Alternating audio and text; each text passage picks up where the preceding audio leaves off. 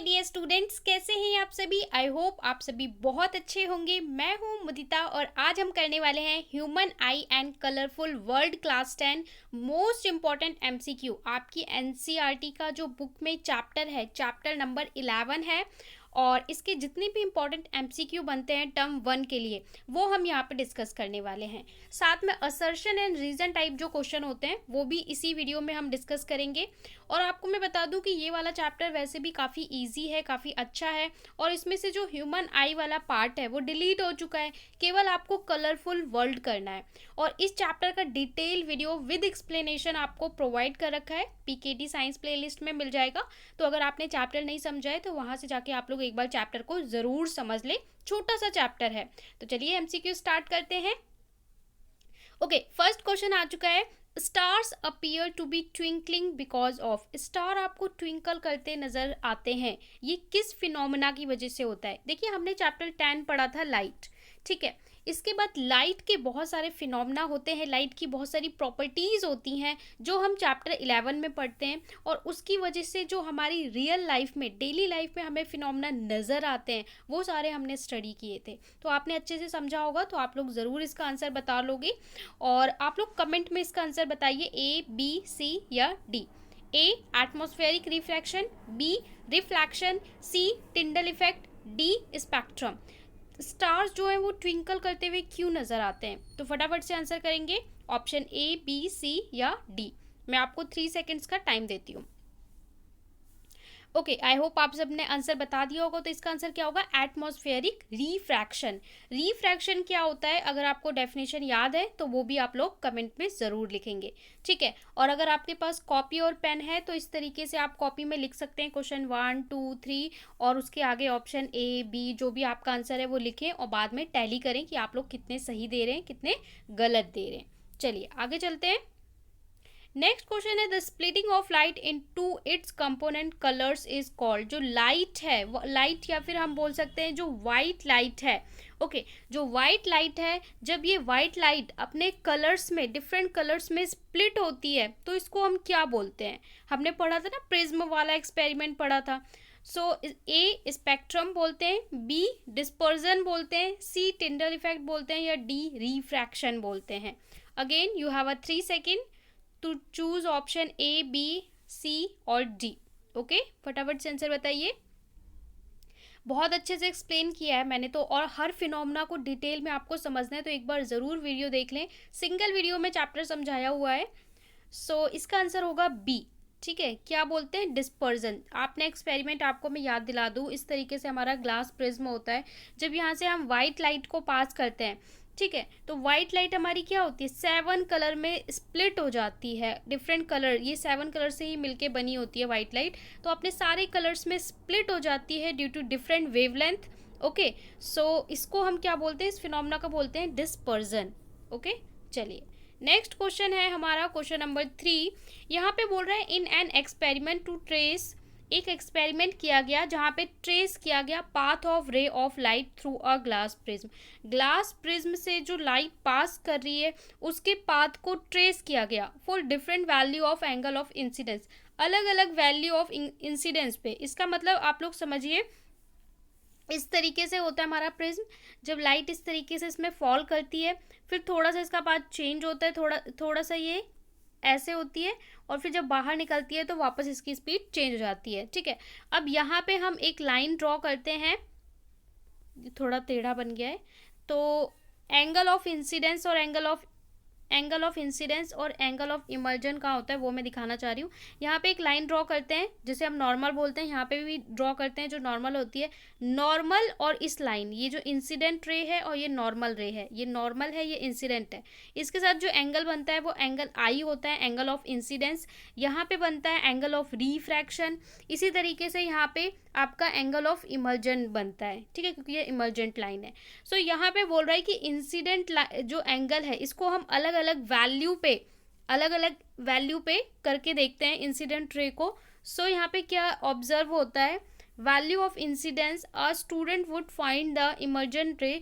Student find करता है जब हम इंसिडेंट रे की, जैसे इंसिडेंट रे को आपने एक बार एंगल 30 डिग्री पे रखा, फिर अगली बार 40 पे रखा है ना, इस तरीके से, तो क्या डिफरेंस आ रहा है आपके इमर्जेंट रे में। ओके उसने क्या ऑब्जर्व किया, इस पैरेलल टू इंसिडेंट रे, उसने ऑब्जर्व किया कि वो इंसिडेंट रे के पैरेलल आ रही है। इस perpendicular to incident ray, perpendicular आ रही है। इस parallel to refracted ray, refracted ray के पैरेलल आ रही है। और bends to an angle to the direction of incident ray, so bends हो रही है, उसका एंगल जो है वो बेंड हो रहा है इंसिडेंट रे की डायरेक्शन में। सो इसका ऑप्शन आप लोग बताएंगे क्या होगा इसका आंसर। सो इसका answer you have a 3 second, I hope आप लोगों ने चूज कर लिया होगा। सो इसका आंसर होगा option number D, bends at an angle to the direction of incident ray. Okay next question पे चलते हैं, question number 4, reason behind advance sunrise and delay sunset. ये आपका अलग से टॉपिक था, उसमें लास्ट टॉपिक था कि सनराइज, एडवांस सनराइज या डिले सनसेट का क्या मतलब होता है। कि देखिए जो एक्चुअल सनराइज है ना, कि सूरज हॉरिजन लाइन से जब ऊपर आता है, थोड़े उससे कुछ टाइम पहले, 2 मिनट पहले ही वो हमें नज़र आने लगता है कि अभी वो हॉरिजन लाइन से नीचे है, लेकिन एक्चुअल में हमें नज़र आता है कि सनराइज़ हो चुका है। इसी तरीके से क्या होता है कि सनसेट हो जाता है, फिर भी हमें आसमान में सूरज नज़र आता है, तो इसे हम डिले सनसेट बोलते हैं। सो इसके पीछे क्या कारण होता है, atmospheric refraction, total internal reflection, dispersion या रिफ्लेक्शन। सो कौन सा रीज़न होता है जिसकी वजह से ये फिनोमेना होता है। सो फटाफट से आप लोग बताएंगे। सो इसका रीज़न भी होता है एटमॉस्फेरिक रिफ्रैक्शन। मैंने आप लोग को समझाया था कि जो 2 मिनट पहले ही हमारा सनराइज़ हो जाता है, ठीक है, 2 मिनट पहले ही हमें नज़र आने लगता है, बट 2 मिनट बाद एक्चुअल में जो सन है वो हॉरिजन लाइन से ऊपर आता है।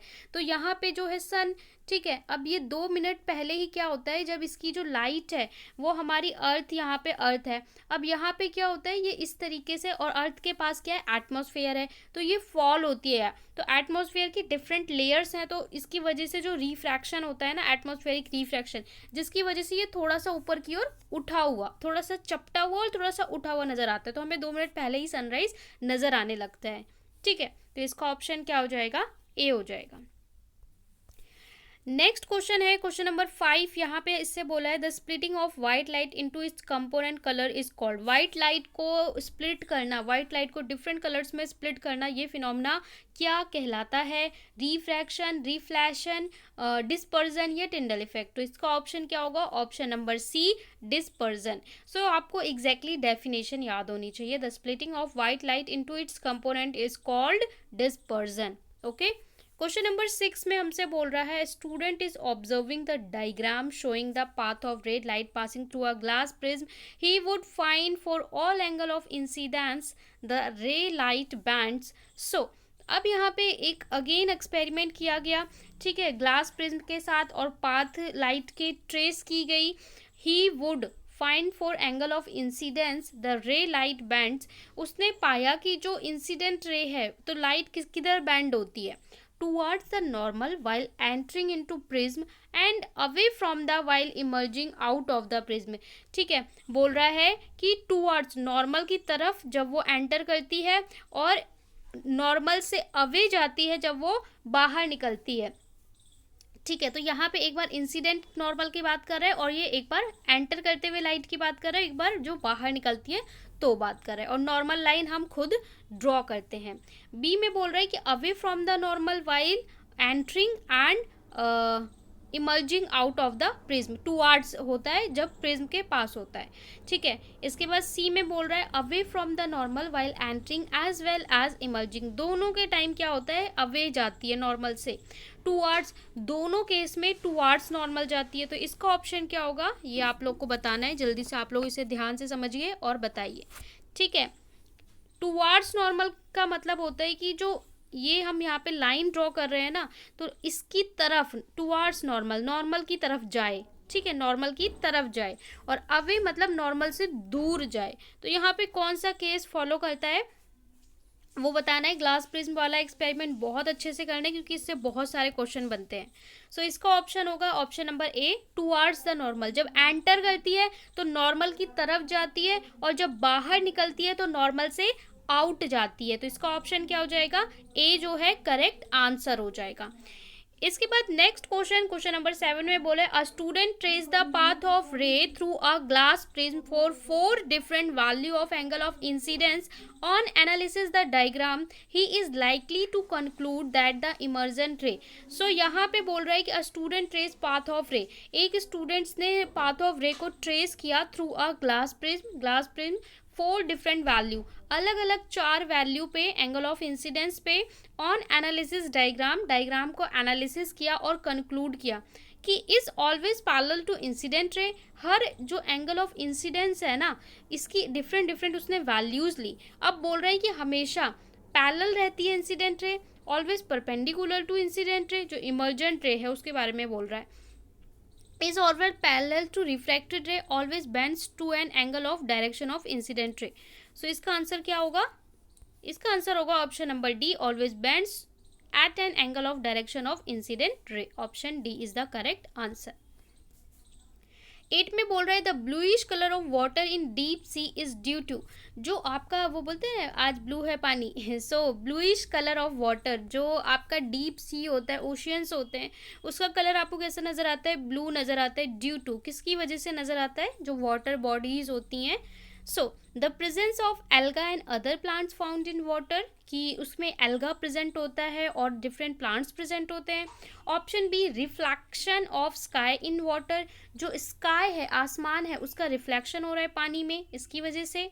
Scattering of light, absorption of light by a sea, light को एब्जॉर्ब कर ले रहा है सी, जो समुद्र है वो लाइट को, वाइट लाइट को एब्जॉर्ब कर रहा है। सो यहाँ पे करेक्ट आंसर क्या होगा, ऑप्शन ए बी सी और डी। सो आप लोग इसका सोच के आंसर करेंगे। सो इसका आंसर होगा option number C, due to scattering of light. Scattering of light की वजह से जो समुद्र का सी वाटर है वो हमें कैसा नजर आता है, ब्लू नजर आता है। ओके नेक्स्ट क्वेश्चन में आपसे बोल रहा है हमने 8 किया। ओके नेक्स्ट क्वेश्चन में हमसे बोल रहा है which of following phenomena contribute significantly to the reddish appearance of sunrise at और सनसेट। जो रेडिश अपीयरेंस होता है, आपने देखा होगा जब सनराइज होगा तो आसमान आसपास का थोड़ा कैसा हो जाता है, रेडिश हो जाता है, ठीक है, थोड़ा रेड सा नज़र आता है। और ऐसी जब सनसेट होता है तो हमें नज़र आता है हॉरिजन के पास जो आसमान है वो कैसा हो गया है, रेड हो गया है। तो ये जो रेड अपीयरेंस है ये किसकी वजह से नज़र आता है, dispersion of light, scattering of light, total internal reflection TIR हम जिसको बोलते हैं, या reflection of light from the earth. So इसका करेक्ट ऑप्शन क्या होगा वो आपको चूज करना है। ओके सो इसका आंसर भी क्या होगा, option B scattering of light. और कंप्लीट फिनोमेना आप लोग को वीडियो में समझ में आएगा, जो मैंने चैप्टर डिटेल में पढ़ाया है, तो वहाँ से आप सारे कॉन्सेप्ट को बहुत अच्छे से समझ सकते हैं। क्वेश्चन नंबर 10 में बोल रहे हैं the danger signal instead at the top tall building are red in colour. जो डेंजर सिग्नल होता है वो इंस्टॉल किया जाता है टॉप बिल्डिंग्स में, कैसे, लाल कलर में। These can be easily seen from a distance, red colour को हम दूर से ही देख लेते हैं, because among the all other colour the red light, why, क्योंकि रेड लाइट क्या होती है, आपने देखा होगा ना, रेड लाइट जो हमारी ट्रैफिक लाइट में भी रेड लाइट रुकने के लिए बोली जाती है। Is scattered the most of smoke और fog, is scattered the least by smoke or fog, is observed the most by smoke or fog, moves fastest in air। so correct option क्या होगा, you have to choose option A, B, C or D and write down in the comment section। okay so इसका answer होगा option B, scattered the least by smoke or fog। so option B is the correct answer for this question। okay come to the next question, question number 11 the clear sky appear blue because। Clear sky, जब बिल्कुल आसमान साफ होता है तो blue नज़र आता है, why, blue light get absorbed in the atmosphere, atmosphere में ब्लू लाइट को एब्जॉर्ब कर लिया जाता है।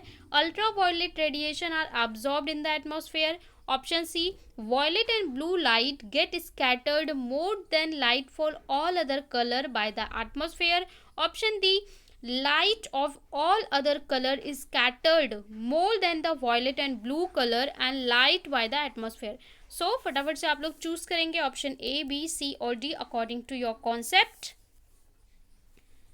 ओके सो इसका आंसर होगा option number C, violet and blue. देखिए जो वॉयलेट और ब्लू है दोनों ज़्यादा स्कैटर्ड होती हैं बाकी अदर कलर्स एटमॉस्फेयर में, इसलिए ये हमें आसमान कैसा नज़र आता है, ब्लू। और उसमें भी ना जो वॉयलेट है वो ज़्यादा मतलब वॉयलेट सबसे ज़्यादा होता है कि सबसे ज़्यादा स्कैटर होगा, लेकिन हमें आसमान ब्लू इसलिए नज़र आता है कि जो वॉयलेट का पार्ट है ना वो काफ़ी कम होता है और ब्लू का पार्ट काफ़ी ज़्यादा होता है, इसलिए हमें नज़र कौन सा आता है, ब्लू नज़र आता है। सो ऑप्शन नंबर सी इसका करेक्ट हो जाएगा। ओके, क्वेश्चन नंबर 12 में बोल रहा है twinkling of stars is due to atmospheric. Okay, किस वजह से होता है twinkling of star, question number 12। यहाँ पे आपसे बोल रहा है dispersion of light by water droplet, water droplet के डिस्पर्जन की वजह से, refraction of light by different layer of varying refractive indexes, scattering of light by dust particles, internal reflection by light by clouds. So option A, B, C और D you have to choose.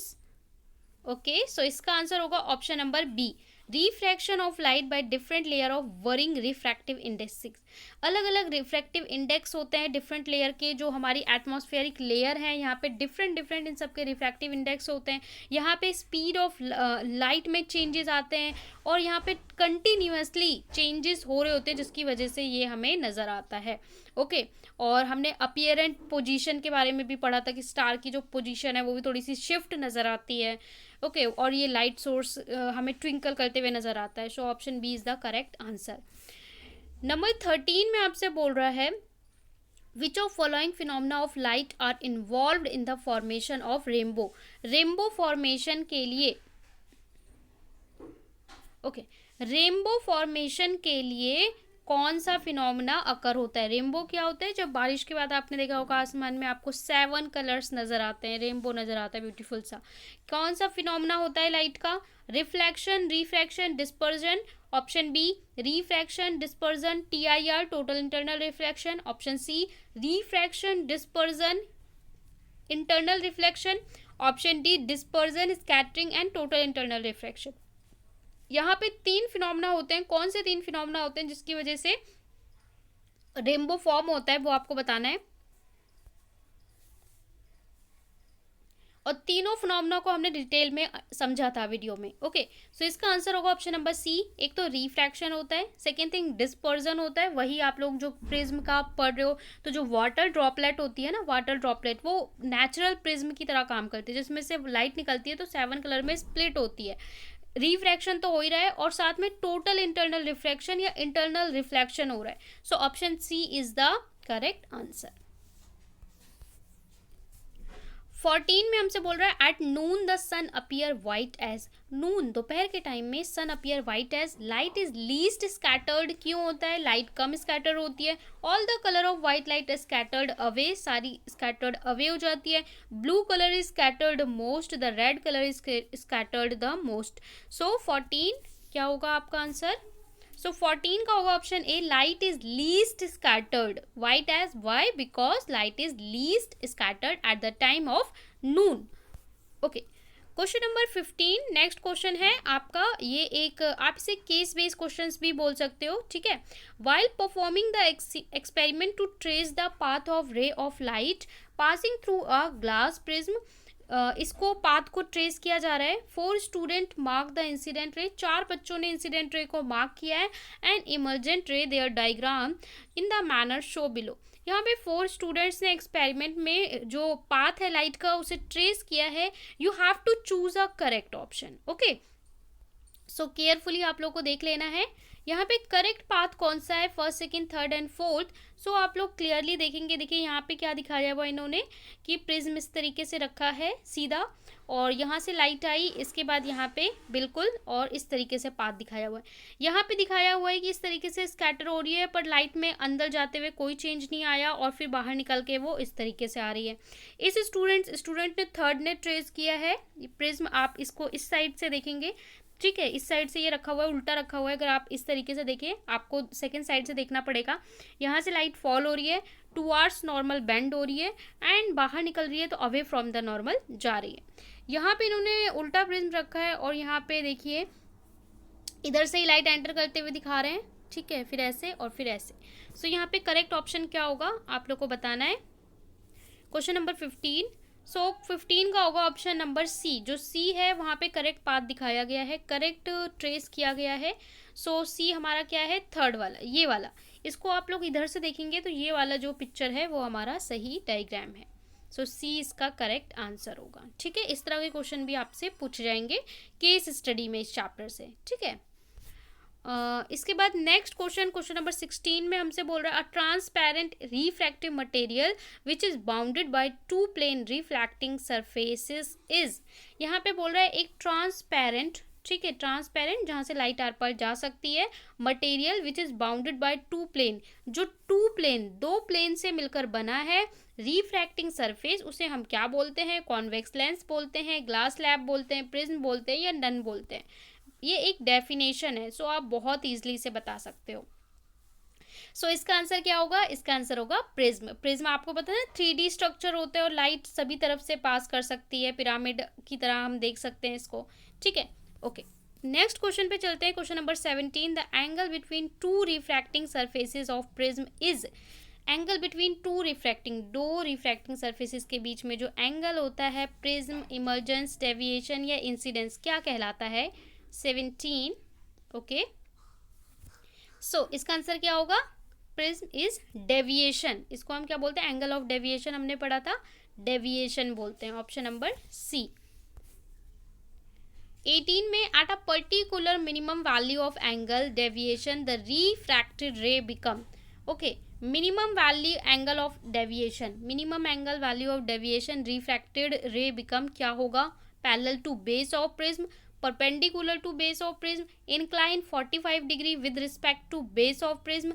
ठीक है, ये 45 degree है यहाँ पे, और none. सो 18 का आपका क्या होगा? Minimum value of angle of incidence पे। सो 18 का होगा ऑप्शन नंबर ए। जब minimum value angle of deviation, so refracted ray become parallel to base of the prism. So A is the correct answer. Okay, question number 19 पे चलते हैं। At a particular minimum angle of deviation the prism is. अब यहाँ पे बोल रहा है minimum angle of deviation prism का क्या होगा? मैक्सिमम डेविएशन पोजीशन, मिनिमम और maximum deviation position, minimum deviation position, none. So 19 का हमारा सी करेक्ट आंसर होगा, minimum deviation position. C is the correct answer. Okay, question number 20 में हमसे बोल रहे थे angle at which the ray gets deviated is called. उस angle पे जिसपे हमारी रे डेविएट करे उसे हम क्या बोलते हैं? एंगल ऑफ डेविएशन बोलते हैं, एंगल ऑफ डिस्पर्जन बोलते हैं, एंगल इमर्जेंस बोलते हैं या रिफ्रैक्टेड एंगल बोलते हैं। सो सिंपल है, the angle at which ray get deviated is called angle of deviation. Okay, next में आपसे बोल रहा है 21 में आपसे बोल रहा है व्हेन अ रे पासिस थ्रू अ प्रिज्म। जब रे हमारी प्रिज्म से पास करती है, it goes undeviated, it remain parallel to base, it bends towards the base, none. So इसका क्या होगा? जब प्रिज्म से पास करती है, it bends towards base. So option C is the correct answer. Okay, चलिए नेक्स्ट क्वेश्चन में बोल रहा है which of following colour is least deviated on passing through a prism. Least deviated कौन सी लाइट होती है? रेड, येलो, वॉयलेट और इंडिगो। कौन सी होती है लीस्ट डेविएटेड? सबसे कम डेविएट कौन सी लाइट होती है? 22। सो ऑप्शन ए, रेड जो होता है वो लीस्ट डेविएटेड होती है। अच्छा, मैक्सिमम कौन सी डेविएट होती है वो कमेंट में बता दो। द लाइट रे refract most while passing through prism. Most, चलिए वो क्वेश्चन आ ही गया। मोस्ट डेविएटेड कौन सी होती है? The light that refract most while passing through prism. So 23, इसका क्या होगा? Option B, violet. लीस्ट होती है रेड और मैक्सिमम होती है वॉयलेट। इसके लिए आपको वो कोड भी याद रखना है, विबग्योर पढ़ा था, ठीक है, उससे भी आपको ये याद रहेगा। ओके, इसके बाद हमारे क्वेश्चन स्टार्ट होते हैं assertion and reason type question. इन्हें कैसे सॉल्व करना होता है? Following question consist of two statement. सभी क्वेश्चंस में आपको दो स्टेटमेंट मिलेगी, one is assertion, second is reason. Answer these question selecting the appropriate option. एक करेक्ट ऑप्शन आपको चूज करना होगा। If the both A and R, अगर दोनों स्टेटमेंट ट्रू हैं और आर हमारा सही एक्सप्लेनेशन करता है, then you have go with A. अगर दोनों ही करेक्ट एक्सप्लेनेशन है, करेक्ट स्टेटमेंट है और आर सही एक्सप्लेनेशन नहीं देता, तो हम बी को सिलेक्ट करते हैं। अगर हमारा एक स्टेटमेंट ट्रू है और आर फॉल्स है तो सी, और फर्स्ट स्टेटमेंट फॉल्स है, आर इज ट्रू तो डी। इसी पे बेस हमारा क्वेश्चन नंबर 24 आ चुका है, जिसमें बोल रहा है white light is dispersed into its 7 colour component by prism. यहाँ पे बोल रहा है कि जो वाइट लाइट है, जब प्रिज्म से इसके 7 कलर स्प्लिट होते हैं, ठीक है, जब ये प्रिज्म से पास करती है। रीजन बोल रहा है different colour of light band through different angles, अलग अलग लाइट अलग अलग एंगल पे बैंड होती हैं, ठीक है, जो डिफरेंट कलर्स होते हैं with respect to incident ray then pass through a prism, ठीक है। तो ये आपको रीजन बोल रहा है। तो यहाँ पे कौन सा कोड इसके लिए सही होगा, ये आपको बताना है, फटाफट से बताइए। यहाँ पे ये स्टेटमेंट भी सही है, ये भी सही है, और ये करेक्ट एक्सप्लेनेशन कर रहा है। Then we go with A, both A and R true and R is correct explanation of A, okay। इसके बाद नेक्स्ट में बोल रहा है 25 में the phenomena of scattering of light by the colloiding particle give right to Tyndall effect, okay, all right, ये correct है। The colour of scattered light depend on the size of scattered particle, ये statement भी सही है, लेकिन इनका आपस में कोई रिलेशन नहीं बन रहा है। तो यहाँ पे ऐसे में क्या होगा, ये इसके बारे में बात नहीं कर रहा है। 25 का आपका क्या होगा, you can go with B, जहाँ पे दोनों स्टेटमेंट सही है बट ये इसका सही चीज नहीं बता रहा है। तो यहाँ पे हम क्या सेलेक्ट करेंगे, बी को सेलेक्ट करेंगे। इसके बाद 26 में बोल रहा है a rainbow is some time seen in the sky rainy region only where observe back towards the sun, ठीक है, रेनी जब बारिश के बाद आपको सनलाइट अपीयर होता है तो आपको नजर आता है। Internal reflection in water droplet cause dispersion final रे आर बैकवर्ड डायरेक्शन, ओके। ये यहाँ पे रीजन बता रहा है, तो ये भी सही है, ये भी सही है, और ये रेनबो फॉर्मेशन का सही एक्सप्लेनेशन कर रहा है। तो यहाँ पे हमारा ऑप्शन क्या होगा, अगर दोनों ही करेक्ट होते हैं, correct explanation option number A, both are correct. And 27 में हमसे बोल रहा है the sky look dark and black instead of blue in outer space. अगर आप लोग स्पेस में चले जाइए, मतलब अर्थ से आपको आकाश आसमान कैसा नजर आता है, ब्लू नजर आता है। बट अगर आप स्पेस में चले जाएं, ये हमारी अर्थ है, अर्थ से अगर आप बाहर चले जाएं तो ना तो आपको स्टार ट्विंकल करते हुए नजर आएंगे, चमचमाते हुए तारे भी नजर नहीं आएंगे, और जो ये आसमान है ना, ये आपको ब्लू के बदले कैसे नजर आएगा, ब्लैक नजर आएगा या फिर डार्क नजर आएगा।